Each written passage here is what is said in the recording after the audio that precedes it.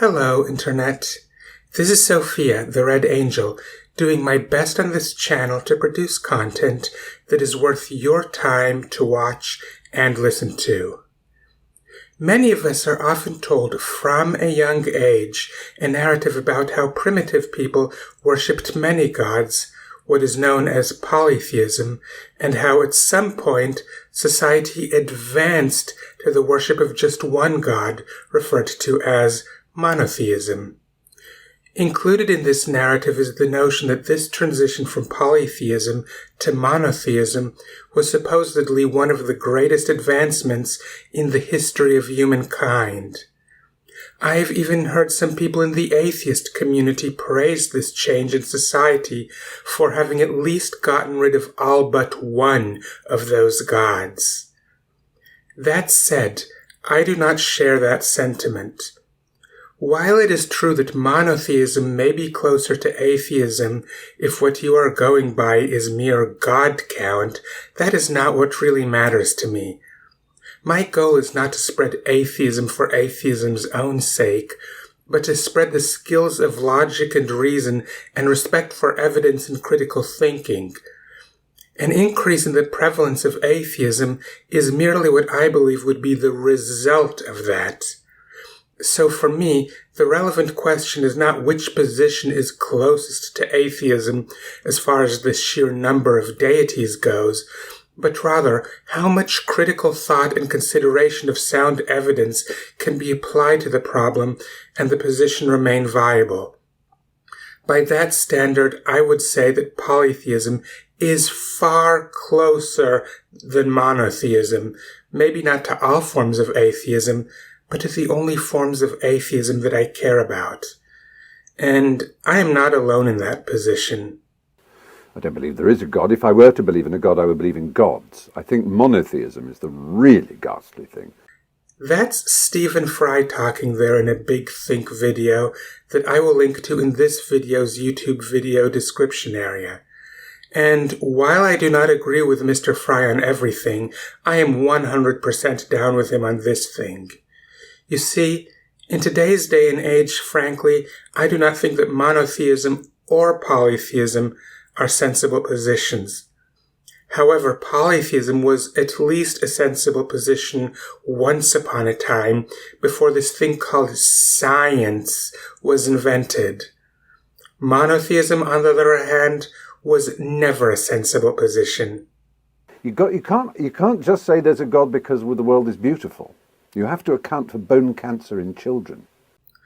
Oh yes, the problem of evil, a proof of God's non-existence that I have covered before on this channel, and probably will do so again in the future, explaining how in actuality it is a very airtight proof of God's non-existence, far more so than even many atheists realize. Its one limitation, that being that it only applies to tri-omni versions of the God concept. In short, it only proves that there cannot be a God who is almighty, all-knowing, and all-loving. It does not rule out the existence of a God who has any two of those qualities while lacking the third one. But wait, there is more. You have to account for the fact that almost all animals in the wild live under stress with not enough to eat and will die violent and bloody deaths. Now this issue goes way beyond just the problem of evil, because when you think about why animals are so stressed, starved, and destined for an agonizing end, you see something really messed up going on, at least something that is totally messed up and crazy if you insist that there is one God over everything. When you put together the ways that monotheists describe things going on, you get a picture of what I refer to as the God of both sides. A God who plays not one, but both sides of a very high-stakes conflict. A monotheist believes, for example, in a God who gave gazelles the ability to run fast so that they could get away from being prey to lions, but at the same time made lions fast so that they would be able to catch gazelles. This makes you wonder, what side is God on? Why bother giving one of these animals the gift of great speed just to cancel it out by giving the same gift to the other animals? Why not just give neither animal that gift and end up with the same basic end result, just a lot easier? For one God to do this kind of creation, it is not enough for that God to not be all-loving or not be all-knowing, but such a God would have to be downright dissociative. I mean literally have multiple personalities. And if a supernatural, non-corporeal being has such a fissure of personality, in what sense could it be said to be one God? For a polytheist, on the other hand, it is much easier to account for such tendencies in nature. A polytheist can believe in one deity that loves lions and another deity that loves gazelles.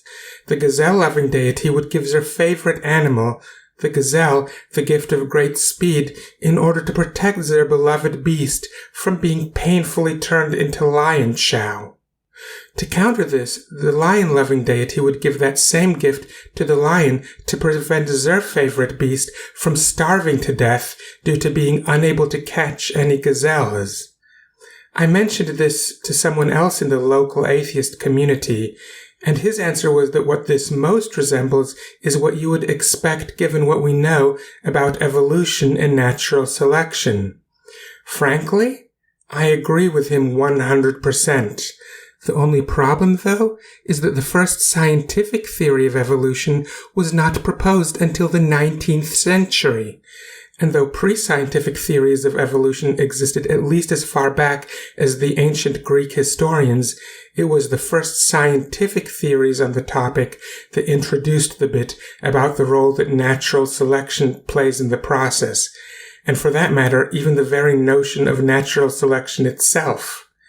People who lived at the dawn of human civilization knew nothing of natural selection. And at the very dawn of the civilized era, there in general were not as many previously unexplained phenomena that had become explained. For this reason, people did not have enough precedent by which to know how precarious it is to believe that something that is still unexplained will not be among the next things to gain scientific explanations. In short, the argument that we today refer to as God of the Gaps would legitimately be more credible then than it is today. In short, back then it would have been perfectly sensible to believe that there were spirits, ghosts, and other supernatural entities behind everything. However, one thing that people even knew back then was that these different forces of nature were often in conflict with one another. They were not all working together all the time toward a shared goal. That was plain to see even then. So, why in the flying frell would anyone think that there was one supernatural spirit governing everything? Sorry, but that idea was as wackadoodle then as it is today. This is why I say polytheism made sense before science was invented, but monotheism, on the other hand, was always a senseless notion. So, what would you like me to talk about next? Let me know in this YouTube video's comments area, or you could join my Discord and let me know there. You can find an invite to join my Discord on my main links page. You can in turn find a link to my main links page in the YouTube video description area of this video. You can also find a link there to my Ko-Fi page, where you can get updates on this channel that at present I am unable to give you on YouTube due to my current channel size. My Ko-Fi page is also where you can go if you want to support my channel financially, because if you like this channel now, you should see what I will be able to do with it when its budget is no longer limited to whatever I am able to siphon away from my personal living expenses. Also, don't forget to help my channel grow by liking, sharing, subscribing, and ringing the bell. And until next time, see ya!